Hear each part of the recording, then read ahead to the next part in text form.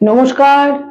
2025 April 2025 সালের April মাস এবং কন্যা রাশি কন্যা লগ্ন সাইন ভির্গো ন্যাচারাল জোডিয়াকের যেটা 6th হাউস বা ষষ্ঠ ঘর।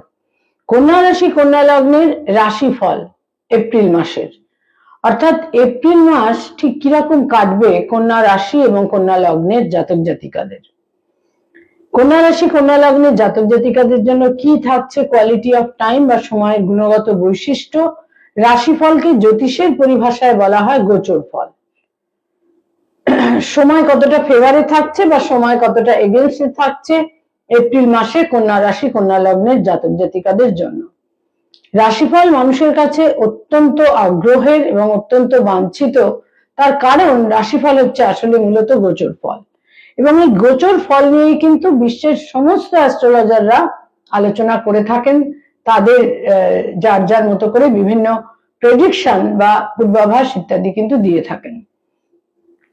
কন্যা রাশি কন্যা লগ্নের জন্য এপ্রিল মাস ঠিক কিরকম কাটবে সেটা জানতে বা বুঝতে গেলে যেটা আমাদের প্রথমেই দেখতে হয়, যে সৌরমণ্ডলে যে সোলার সিস্টেমে আমরা রয়েছি সেখানে গ্রহদের কি সঞ্চার, মুভমেন্ট, অবস্থান ইত্যাদি তৈরি হচ্ছে, তার ভিত্তিতেই কিন্তু এই রাশি ফল তৈরি হয়।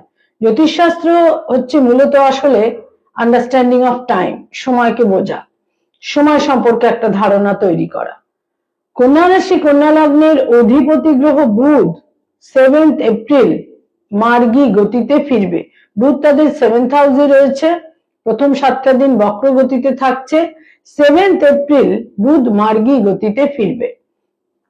সপ্তমে বেশ কয়েকটি গ্রহ রয়েছে, সেখানে শুক্রও রয়েছে, শুক্র বক্র গতিতে রয়েছে, প্রথম 13টা দিন বক্র গতিতে থাকছে এবং 13th এপ্রিল শুক্র মার্গী গতিতে ফিরবে।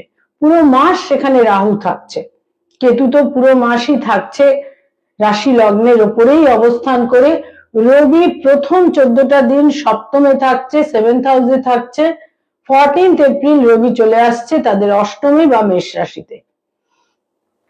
কন্যা রাশি কন্যা লগ্নের জন্য অন্যতম গুরুত্বপূর্ণ গ্রহ কিন্তু বৃহস্পতিও। সেই বৃহস্পতি কিন্তু পুরো মাসটাই তাদের ভাগ্যস্থানে বা নবমে অবস্থান করে থাকছে, এবং দশমে মঙ্গল থাকছে প্রথম 3টে দিন। 3rd এপ্রিল 2nd এপ্রিল মধ্যরাতে মঙ্গল চলে আসছে তাদের দশম থেকে একাদশে।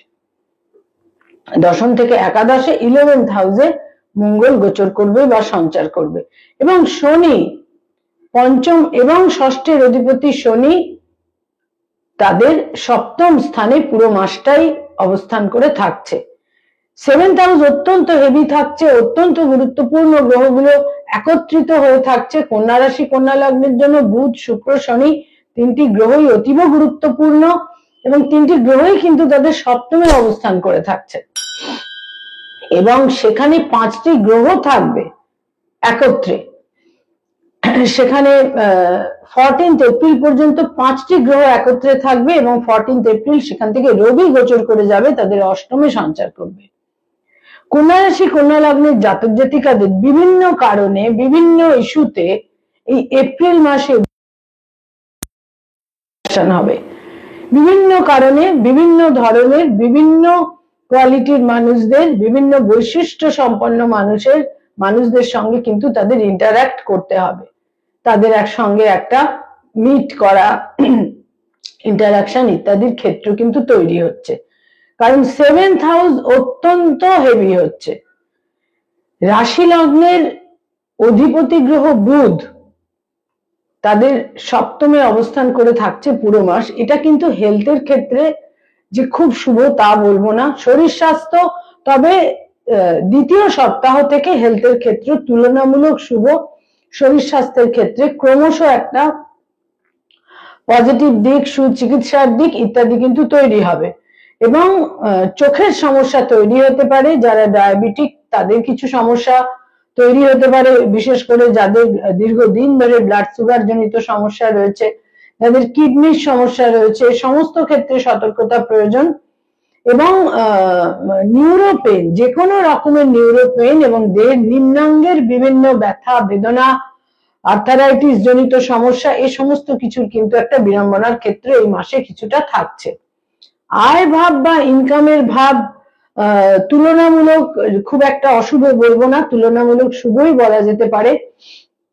বিভিন্ন ভাবে আকস্মিক ভাবে কিছু অর্থাগমের ক্ষেত্র তৈরি হবে, অতি অবশ্যই অর্থাগমের ক্ষেত্র তৈরি হবে, এবং ব্যয় ভাব বা ব্যয়ের ক্ষেত্রেও খুব প্রবল থাকবে বিভিন্ন কারণে, কিছু ভ্রমণের কারণে, কিছু চিকিৎসার কারণে ইত্যাদি কারণে কিন্তু ব্যয়ের ভাব অত্যন্ত প্রবল থাকবে, ব্যয় বাহুল্য থাকবে।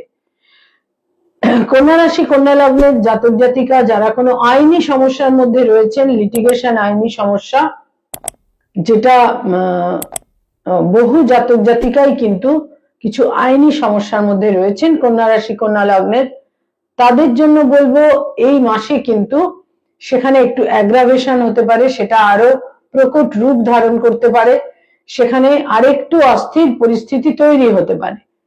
তবে সংঘাত থেকে সরানো যাবে, সময় কিন্তু তত বেশি শুভ ফল দেবে। এবং এই মাসে কোনো মতেই নতুন করে কোনো আইনি সমস্যায় জড়িয়ে পড়া একেবারেই উচিত হবে না। যারা পেরেন্টস পিতামাতা তাদের থাকছে সন্তানের দূরযাত্রা, সন্তানের সাফল্য, সন্তানের ক্ষেত্রে কোনো বিশেষ সুসংবাদ পাওয়া, সন্তান সম্পর্কে মনে সন্তোষ অনুভব করা ইত্যাদি বিশেষভাবে থাকছে। যারা ফ্যামিলি প্ল্যানিং করতে চাইছেন এই মাস তাদের অনুকূলেই থাকছে, বিশেষ কোনো প্রতিকূলতা থাকছে না। যারা শিক্ষার্থী বিদ্যার্থী স্টুডেন্ট ছাত্রছাত্রী তাদের জন্য বলবো যথেষ্ট শুভ এই মাস, তবে কিছু কিছু সময় একটা মানসিক চাঞ্চল্য, মানসিক অস্থিরতা, ল্যাক অফ কনসেন্ট্রেশন এবং হেলথের ক্ষেত্রে কিছু অসুবিধে তাদের খানিকটা বিব্রত করতে পারে, সে ব্যাপারে সতর্ক থাকতে হবে। উচ্চ শিক্ষার ক্ষেত্র অত্যন্ত শুভ, যারা রিসার্চ করছেন, পিএইচডি করছেন, সেখানে কিন্তু বিভিন্নভাবে শুভ ফল পাওয়া যাবে।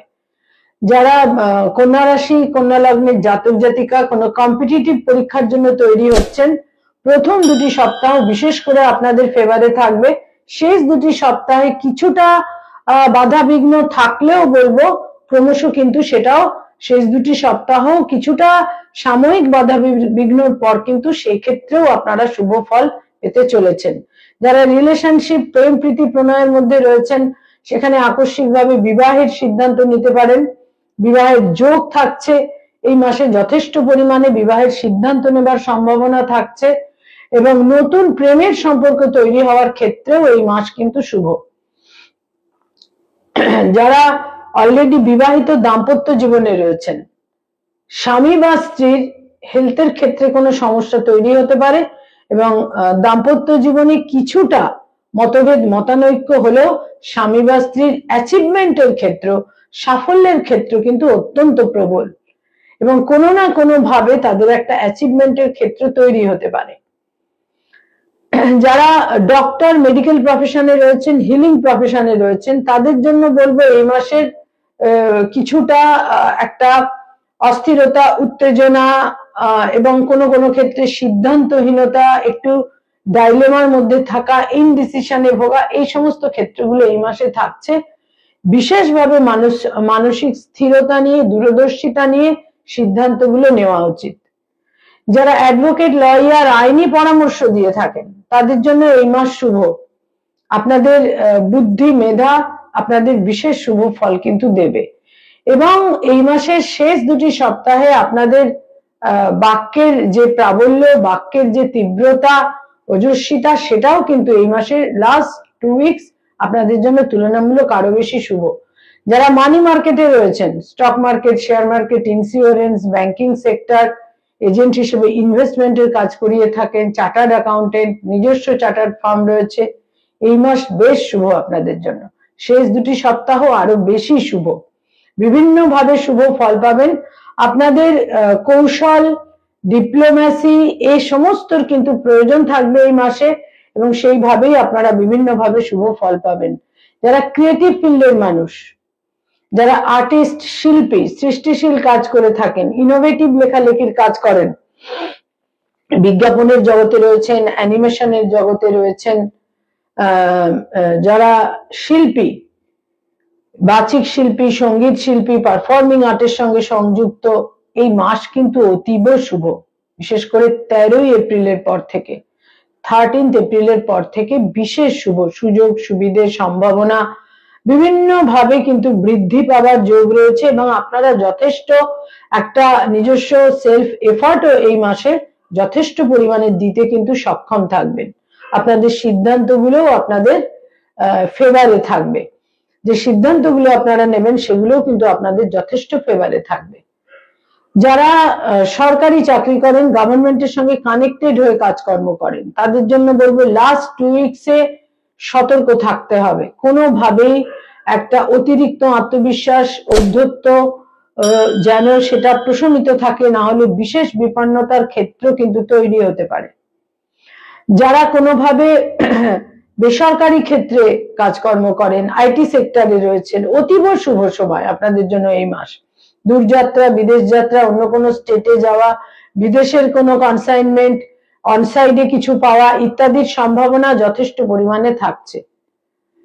যারা পড়ানোর কাজ করেন, স্কুল কলেজ ইউনিভার্সিটিতে পড়িয়ে থাকেন, ফ্যাকাল্টি হিসেবে বিভিন্ন ইনস্টিটিউটে পড়ানোর কাজ করেন, অত্যন্ত শুভ সময়। সময়ের ফেভার পাবেন, ইচ্ছা পূরণ হবে, কলিগদের সঙ্গে সম্পর্ক ভালো।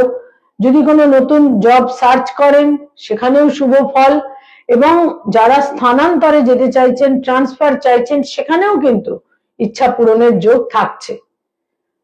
যারা পলিটিক্যাল ফিগার, রাজনৈতিক ব্যক্তিত্ব, তাদের জন্য বলবো লাস্ট 2 উইকস কিছুটা চ্যালেঞ্জিং। সময়কে মাথায় রেখে প্রত্যেকটা সিদ্ধান্ত নিতে হবে। যারা ব্যবসা বাণিজ্য করেন, বিজনেস ওরিয়েন্টেড পিপল, ইনভেস্টমেন্টের ক্ষেত্রে বিশেষ সতর্কতার প্রয়োজন। বহু মানুষকে মিট করার প্রয়োজন হতে পারে, দূরযাত্রার প্রয়োজন হতে পারে, এবং আমদানি রপ্তানির ব্যবসা যারা করেন, এক্সপোর্ট ইম্পোর্টেড, সেখানেও কিন্তু এক্সপোর্ট ইম্পোর্টের ব্যবসা যারা করেন সেখানেও শুভ ফল লাভের সম্ভাবনা রয়েছে। তবে ইনভেস্টমেন্ট বা বিনিয়োগের ক্ষেত্রে কিন্তু সতর্কতার প্রয়োজন থাকছে। ভাগ্য আপনাদের ফেভার করবে। বৃহস্পতি 9th হাউসে অবস্থান করে বিভিন্ন ভাবে শুভ ফল দেবে এবং রাশি লগ্নের ওপরেই বৃহস্পতির দৃষ্টি থাকছে। আপনাদের সিদ্ধান্তগুলো পজিটিভ হবে এবং সর্বক্ষেত্রেই বলবো স্পিরিচুয়ালিটির প্রতি ইনক্লিনেশন, একটা আধ্যাত্মবাদের প্রতি আস্থা ইত্যাদি বিশেষভাবে থাকছে। যারা কোনো প্লেজার ট্রিপে যেতে চাইছেন, ধর্মীয় স্থানে ভ্রমণে যেতে চাইছেন, ভ্রমণের জন্য এই মাস কিন্তু যথেষ্ট শুভ। তবে সতর্ক থাকতে হবে। কোনো বিশেষ ব্যক্তিত্ব আপনাদের বিশেষভাবে কোনো একটা প্ররোচনা, ইনস্টিগেশনে, কিছু বিড়ম্বনায় আকস্মিকভাবে কিন্তু ফেলতে পারে, সে ব্যাপারে সতর্ক থাকতে হবে। যারা hotel and hospitality, tour and travel এই ধরনের ব্যবসা বাণিজ্যে রয়েছেন, সেখানেও এই মাসে শুভ ফল লাভের সম্ভাবনা, বিশেষ করে 13th এপ্রিলের পর থেকে।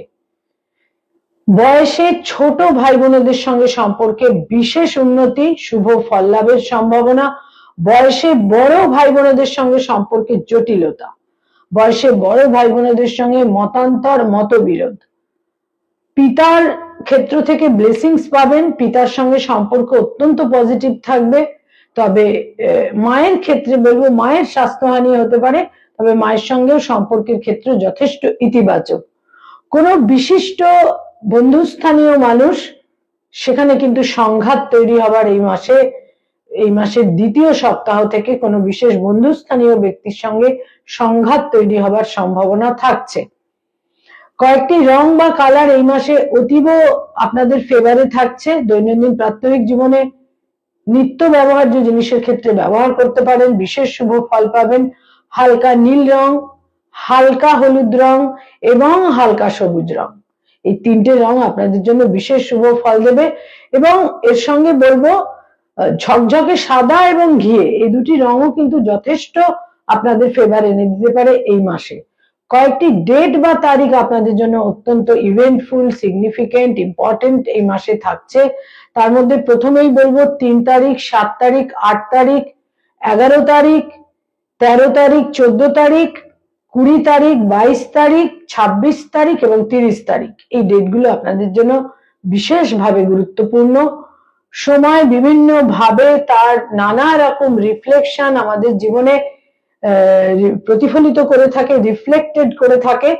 তবে নবমস্থ বৃহস্পতি এবং 7th হাউসের হেভিনেস আপনাদের কিন্তু কিছু ইউনিক রেজাল্ট এই মাসে অতি অবশ্যই দেবে। নমস্কার।